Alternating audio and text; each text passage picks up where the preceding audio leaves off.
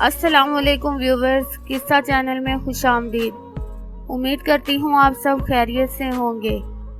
آج میں آپ کو شہزادے کا اغوا سیریز 2 سنانے جا رہی ہوں۔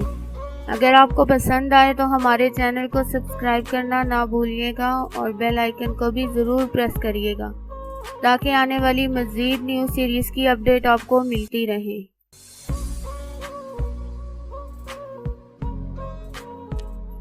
اس کا ارادہ تھا کہ شہزادے کے بدلے وہ اس بادشاہ سے اپنا علاقہ بھی واپس لے لے گا اور اس کے ساتھ بے شمار دولت بھی۔ ادھر جب بادشاہ میدان جنگ سے واپس اپنے محل میں آیا تو وہاں پر ایک کہرام بپا تھا۔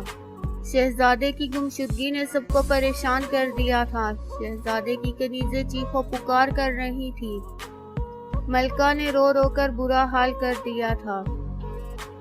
محل کے محافظ الگ پریشان تھے۔ ان کے ہوتے ہوئے کسی نے شہزادے کو اغوا کر لیا تھا اور اب انہیں بادشاہ کے عتاب کا ڈر تھا۔ بادشاہ کو جب شہزادے کی گمشدگی کے متعلق پتہ چلا تو خود اس کا غم سے برا حال ہو گیا۔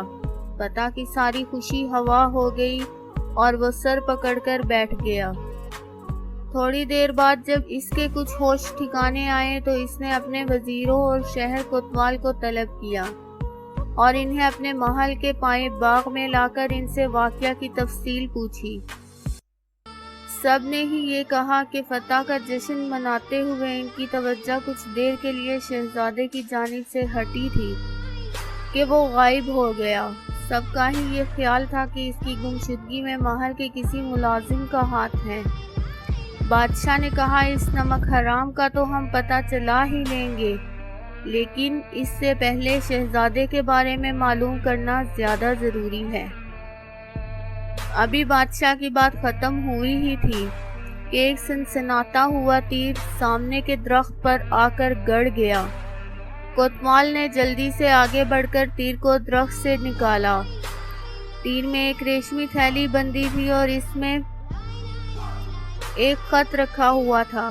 بادشاہ نے کوتوال کے ہاتھ سے خط لے کر اسے اونچی آواز میں پڑھا۔ تمہارا شہزادہ ہمارے قبضے میں ہے۔ اس کی زندگی عزیز ہے تو فوراً جنگ کے دوران ہمارے جتنے علاقے پر بھی قبضہ کیا ہے اسے واپس کر دو۔ اس کے ساتھ 5 لاکھ خالص سونے کی اشرفیاں بھی تعاون کے طور پر دو۔ ان دونوں شرائط کو پورا کرنے کی صورت میں شہزادے کی واپسی ممکن ہو سکتی ہے۔